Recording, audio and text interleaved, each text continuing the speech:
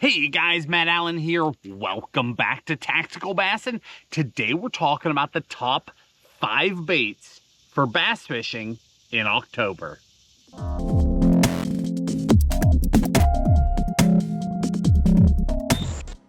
It's hard to believe that October is almost here. This year has flown by, but October is awesome. This is a great time to be on the water.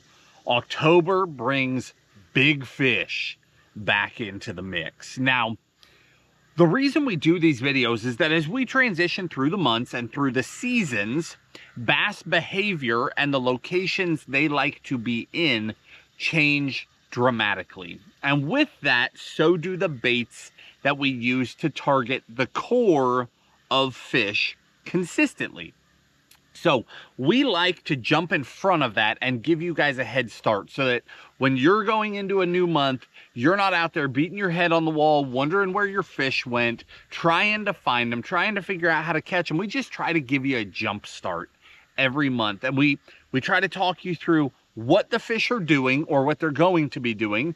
And then the baits that Tim and I have confidence in, the baits that we personally fish the most during this time period, so that you can go out with confidence and have a starting point.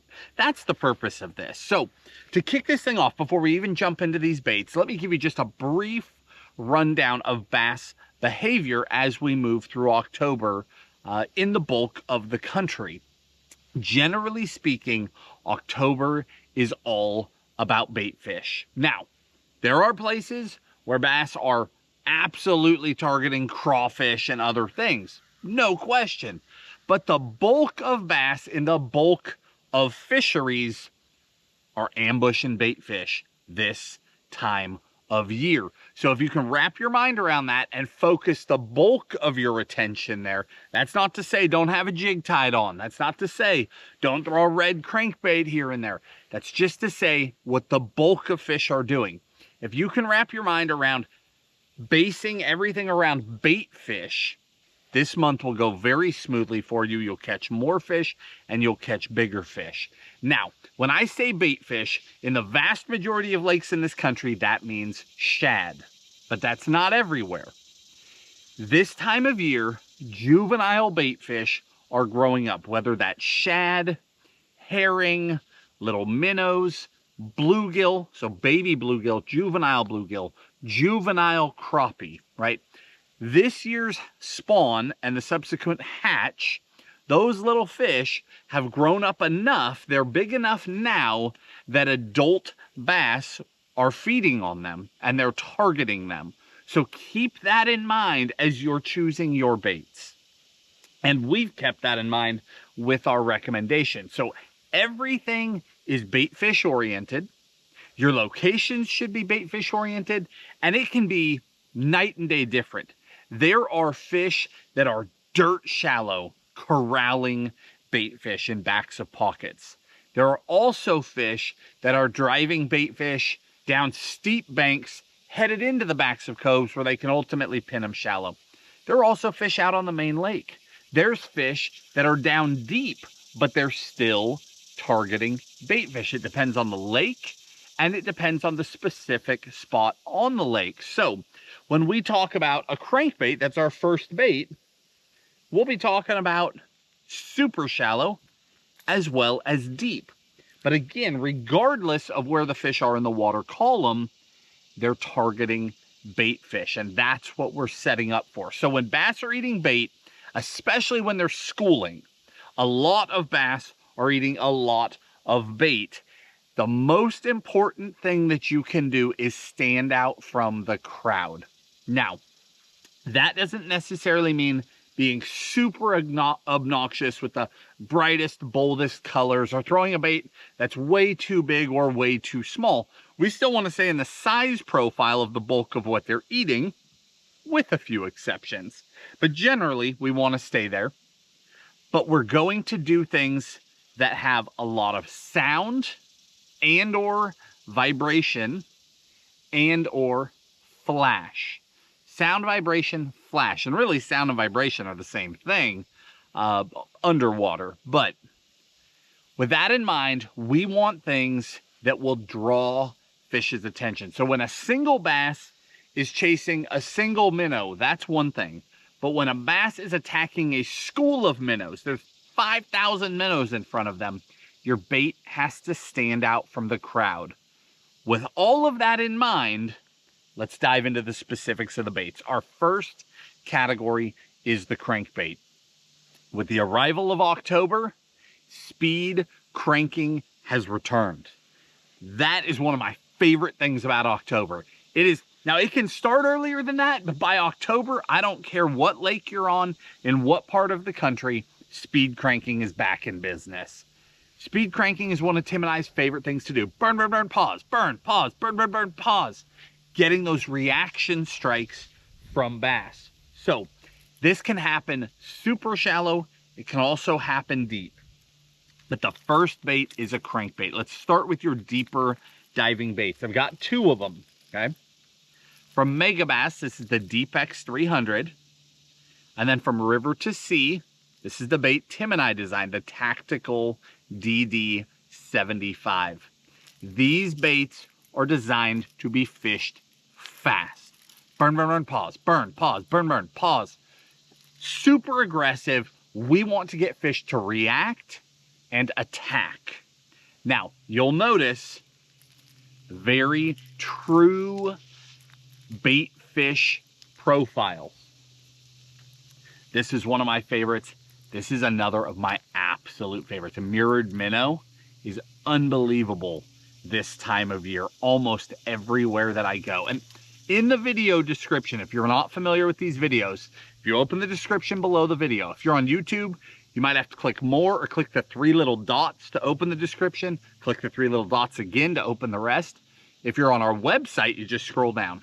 If you're on Facebook, click the link to go to the site to see that list. But no matter where you are watching this, below the video, there are links to the exact baits that we're talking about on Tackle Warehouse. And with that, we'll give you our favorite colors for every single bait, our top picks, the ones that we are specifically throwing ourselves. If we're changing hooks, things like that, we'll link all that for you as well as some rods and reels that we use to fish these baits effectively. So again, in that description, we'll link both of these baits as well as our top color choice. Well, both of these, they're the same bait, but our top color choices for the baits. Now, deep diver is one thing, shallow is at the other end of the spectrum, but they're both crankbaits and both are absolutely at play right now. When bass are chasing shallow in the backs of pockets, driving those bait fish, you've got to go shallow with them. A bait that I have fallen in love with the last couple years is that Spro Speed Demon. This color in particular has just converted so many fish for me. It's that chromier, flashier color. But what I like about this bait is that I can fish it very, very fast without it blowing out. So truly, burn, burn, burn, pause, burn, pause, burn, burn. Same exact thing that I'm doing speed cranking with the deep divers, I can do it with a shallow bait and draw those reaction strikes, and then that bold, flashy side on that thing just gets bit. Now the other bait here in my hand, this is a special bait. This is from Demiki, and this is called the BTC 50. Tim has talked a lot about this bait this year. We throw this bait a lot. The absolute peak of the season for this bait is right now. What makes this bait special is that you can fish it effectively dirt shallow. And this is something that so many people overlook. We all know that bass are up shallow. In fact, if you start running backs of pockets, you'll probably see some bass chasing, blowing up on the bait fish, schooling. What people fail to realize when they start cranking in that stuff is that slight depth variations from one bait to the next are everything. Because one bait, you take it, you start trying to burn it through that stuff, and you're digging bottom. You're catching grass, you're catching leaves that have deteriorated and fallen to bottom. You're hitting sticks or rocks, and it's not working. You can go to the next bait, and it will stay above that junk, and it will run perfectly. So one guy is snagging muck nonstop and decides there isn't a crankbait bite. Whereas the next guy has adjusted to a bait that can run over the top. He is fishing super effectively and catching a pile of fish on a crankbait. Square bills are not made the same. They are all different. They all have different dive depths, different sounds, different actions. But for this time of year, dive depth is critical. And this BTC 50 can run shallow.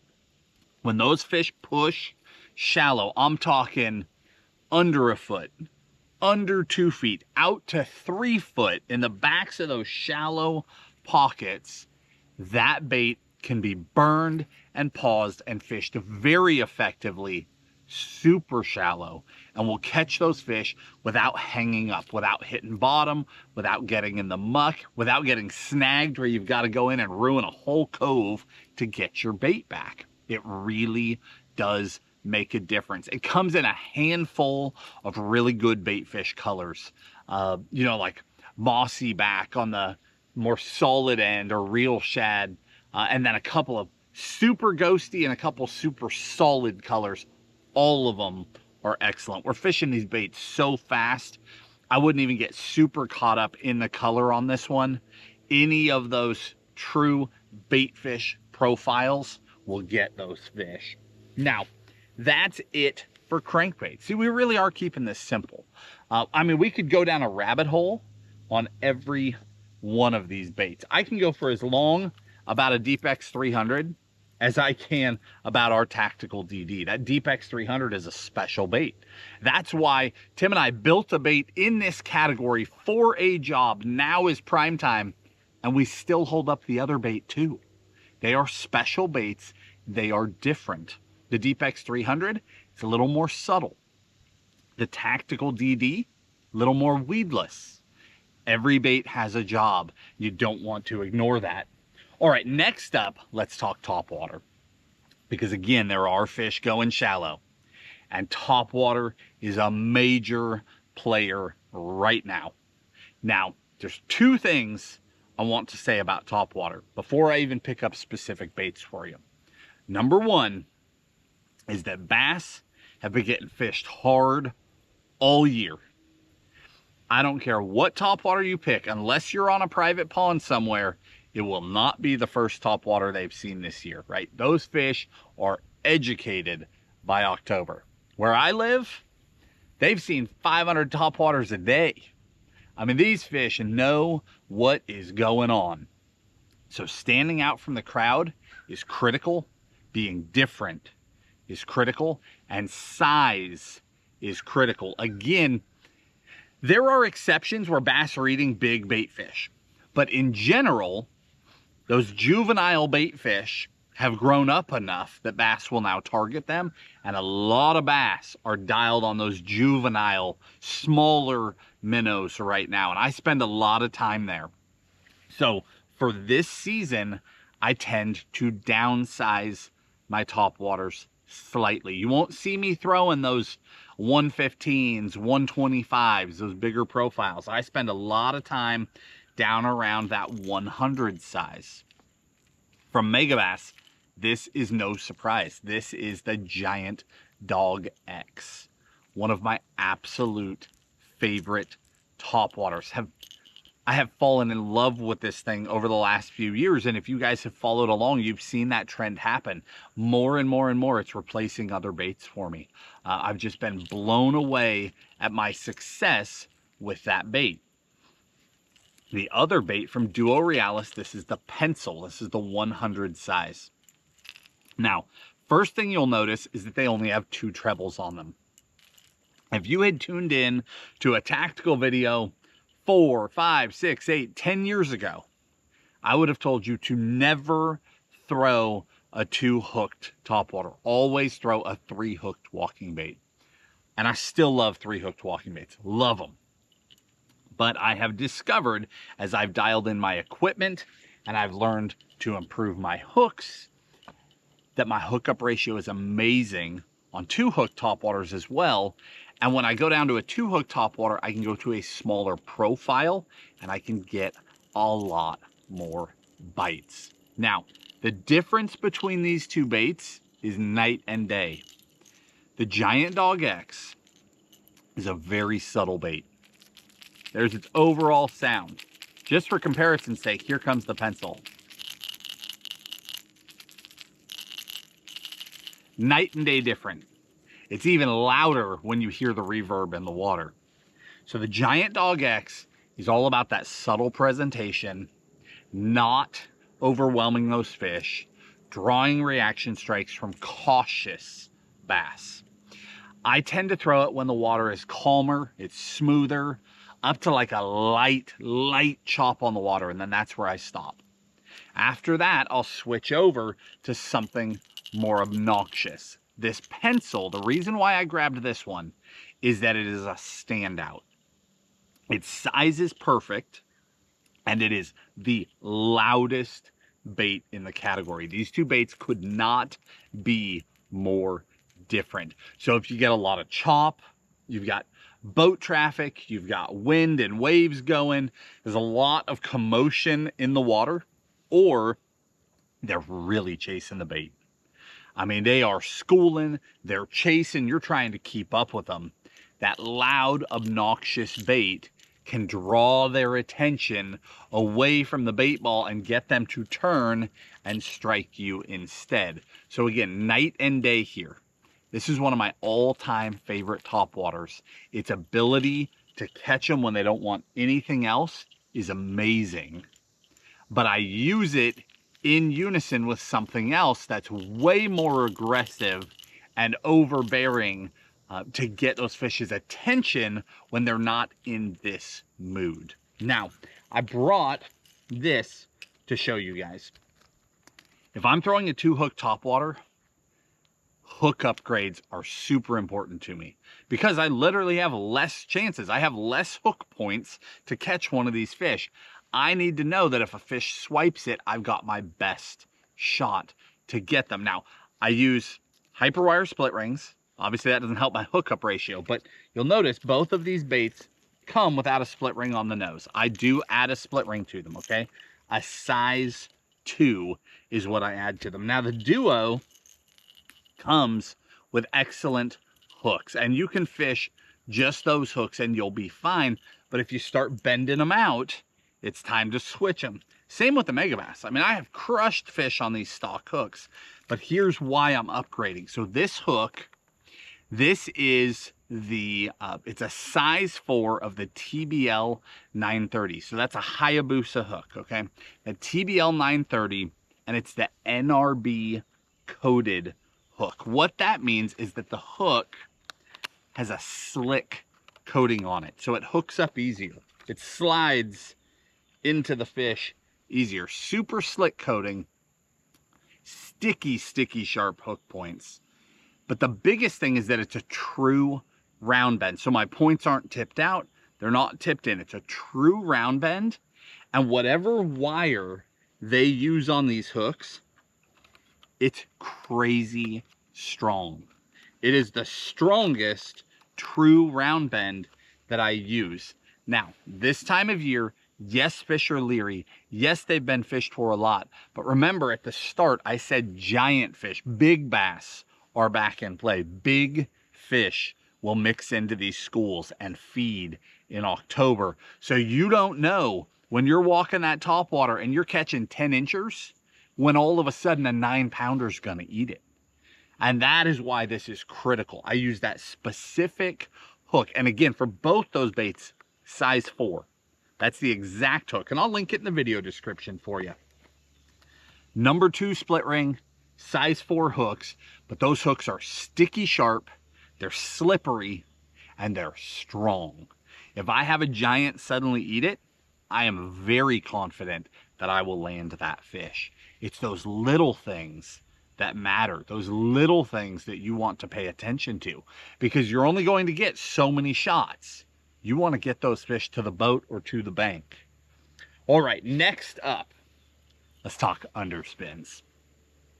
Throwing small swim baits, paddle tail swim baits, is a major deal year round. Realistically, an underspin is on my deck 12 months out of the year. I never stop throwing an underspin. But now that they're getting more and more aggressive corralling bait fish, both shallow and deep, that underspin just becomes a bigger and bigger and bigger player for me. Now, as far as baits go, I'm very specific about my baits. There's two baits here, not two sizes of one of them, but it's two baits. We have from X-Zone, we have the Swammer. And then from Storm, we have the Largo Shad, specifically the 3. Also the 3.5, but those smaller sizes. In the Swammer, I grabbed a couple of the extremes for you, the 2.75 and the 4.75. And everywhere in between can be fished as well. We choose these two baits because of their actions. That Storm Largo Shad has this tight action, but it's a very aggressive vibration that comes off that bait. And it is an amazing imitator of a shad that is being chased. I choose the Swammer because of its exaggerated roll. It has this twisting roll where the tail's back there rolling as well as kicking, and the body itself is twisting as well. It reminds me a lot of a hollow belly swimbait, but without being a hollow belly swimbait. We get all the benefits of that twisting roll, but we also have the benefits of a solid body bait that's more durable and lasts longer. Another advantage of that Swammer is it has so much roll that you don't even have to be that good at rigging the bait, because it's going to carry its action even when it's rigged a little bit off center. It's just an added bonus. So again, we're choosing these baits because they have exaggerated actions, they're aggressive, and they will draw fish's attention. Now, we pair them up to underspins. I grabbed both of our underspin. I want to show these to you. Here's, before I strip this off here, there's our little guy. That's the 1/8 ounce with a 2.75 Swammer on it. That thing is deadly. Here's one with a Largo Shad on it as well, the 3-inch Largo. Just for a size comparison. 3-inch Largo next to a 2.75 Swammer. Very different size profiles. Now I'm going to strip the bait off here so I can show you our head. So Tim and I designed all of these with dirty jigs. This is our mini underspin, so the tactical mini underspin. Actually, I've got this one too. This is a great example. Our mini comes in 4 weights, between an 1/8, 1/8 ounce, and 3/8 ounce. But all of them, regardless of the size, so the size of the head, the weight, all of them have the same size hook. They have a 1/0 heavy wire hook, so a tiny hook that is still very stout. You can throw these on straight 6-pound fluoro. You can also throw them on 12-pound tied to braid and horse those fish. You're not going to bend out that little tiny stout 1/0. It's an amazing little hook. Now, that's our mini underspin. This year we came out with our standard underspin. So our standard goes from 3/8 up to 3/4, and it comes in a range of hook sizes. So all of the minis have the same 1/0. Our standard underspins go from a 2/0 to a 5/0, but it's the same hook. So they are not oversized hooks, but they are very stout. We built these with intention, and we've gone down this road before. I don't have to take a super deep dive into why this underspin, but we did this to help people. We took the underspins that were on the market. We saw flaws all over the place, and we tried to get other people to fix them. Some of the flaws got fixed in new baits, some didn't. And finally we just said, let's just jump in here. Let's just do it. Let's build a proper underspin. Let's fix all the issues. And that's what we were able to do. So the length of the dropper arm in both our standard and the mini is designed specifically to clear all the popular swim baits. So all of the popular baits can swim properly without that blade banging into them. The blade will turn underneath all the popular baits. We were also careful not to make that dropper arm too long. If you go too long, the bait you can't burn them. When you go to burn them, they roll over. So it's a very fine balance. Of course, we fixed the keeper.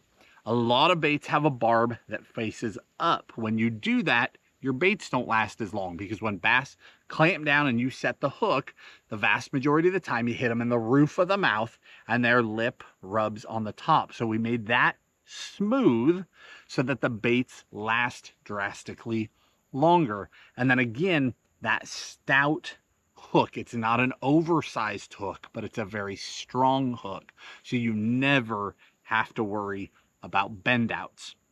Whether you want to throw this underspin or any other will not hurt our feelings. It does not matter. We didn't do this because we wanted to sell 1 million underspins. We did it because we saw a problem. We felt it should be corrected. We wanted it corrected for our fishing. And from the overflow of that, that's offered to other people. But again, Dirty Jigs makes that underspin. So now you understand the difference between the mini, where it's 4 sizes, they all have the same hook, and the standard, where it's a full range of hook sizes to pair to your different baits. But regardless of what underspin you throw, you want an aggressive swim bait on the back of that this time of year. That will help you pull fish farther and get more of those reaction strikes.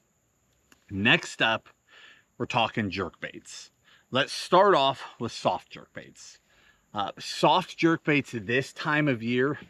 Again, a soft jerk bait's one of those things that I throw from about March, April, and I throw them all the way into about November. I throw them a ton. You can throw them year round, but for my fishing style, that's when they shine. But this fall to late fall is the peak. I mean, this is when they really react to them. The beauty of a soft jerk bait is that they're weedless. You can rig them where we can go super shallow. Now, I love to nose hook them. I love to do all sorts of different things with them. But typically, this time of year, if I'm throwing a soft jerk bait, I've got it Texas rigged, and I intend to fish around cover. So as bass are driving bait fish into the shallows, they corral them into coves. Some coves are just completely open, mud bank, rock. But a lot of coves have debris in them. They've got brush in them. There's still some dying grass in there. There's a lot of stuff that the bait is trying to hide in as the bass are attacking them. And in those situations, a soft jerk bait is hard to beat because you can throw it into all of it, but you can work it aggressively and get those reaction strikes. I've got 2 baits here in this category that more and more have just become my core baits, my staple baits year round. Obviously, the Zoom Super Fluke is the staple of this category, and it is not in my lineup right now. And the reason why is that fishing pressure has increased so much in recent years that I find that being different is a huge deal. So both of these baits are very different while staying true to the category, and I feel like I'm getting a lot more bites. The first one from X Zone, that's the Whiplash Shad. That is not news to you if you follow our videos. We love this bait. Where a Super Fluke, because again, it's the standard. So we talk about that to explain the category, and then we talk about what's different from there. Super Fluke is very darty, very aggressive, hard movements. When I'm twitching a Whiplash Shad, the bait flows and it glides.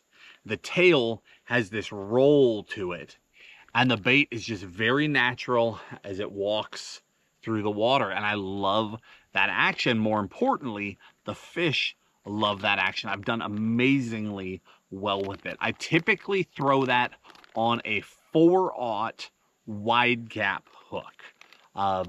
Something like a VMC Redline 4/0, that hook is money. That's probably my favorite hook for this bait. But I bounce around all the time. Whatever hooks I've got on the boat are the hooks I throw.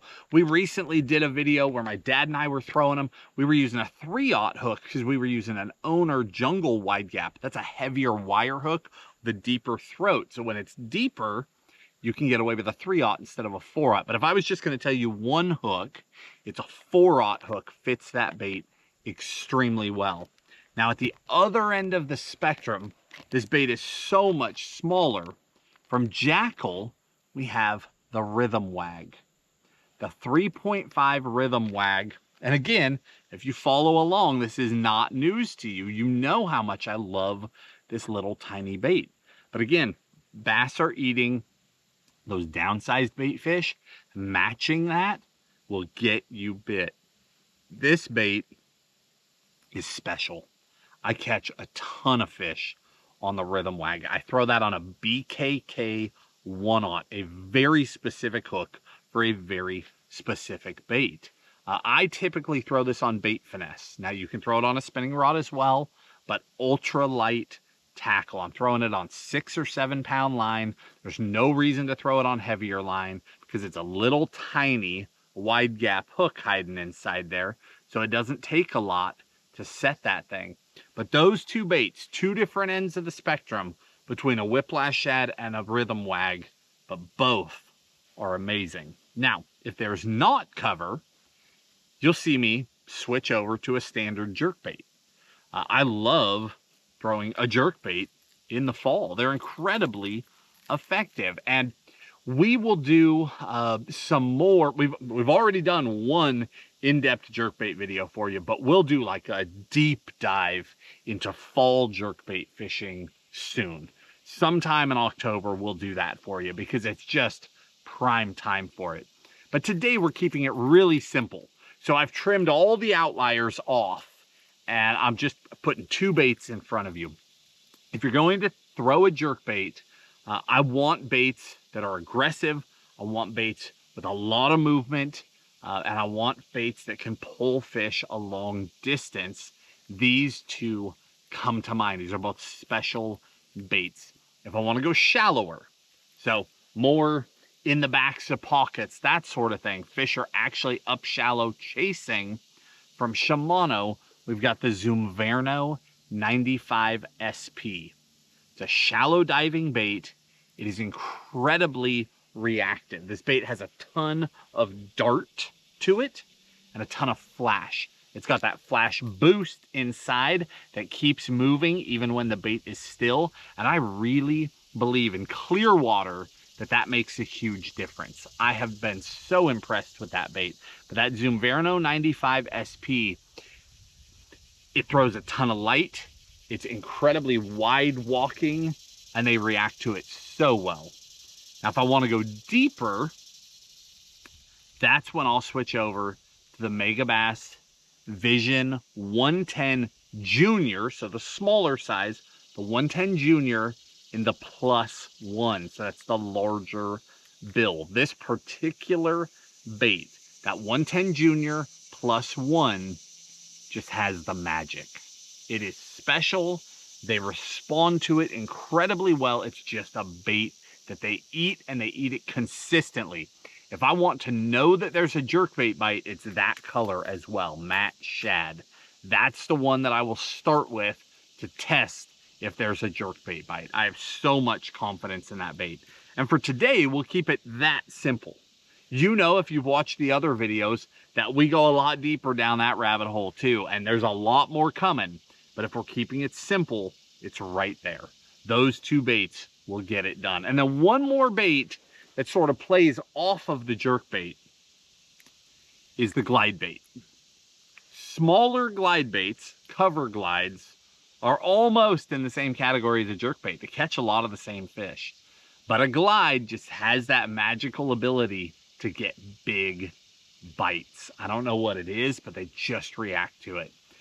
I tend to not throw giant glides as often right now. I tend to throw smaller glides, mostly because I'm already around schooling fish and I'm just trying to get the bigger fish out of the bunch. So I don't feel the need to throw a monster bait and pull fish super far to it.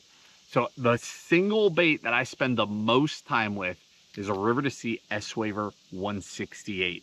I don't know what it is about the 168, but I can tell you year after year, regardless of where we are in the country, when we're out in California chasing those fish, when I'm on the TVA, Tennessee River, I'm on Chickamauga, when we're up north, it doesn't seem to matter. Everywhere I go in October, I can get them to eat that S-Waver 168. They just smash that bait. It's that perfect size where it's still really small.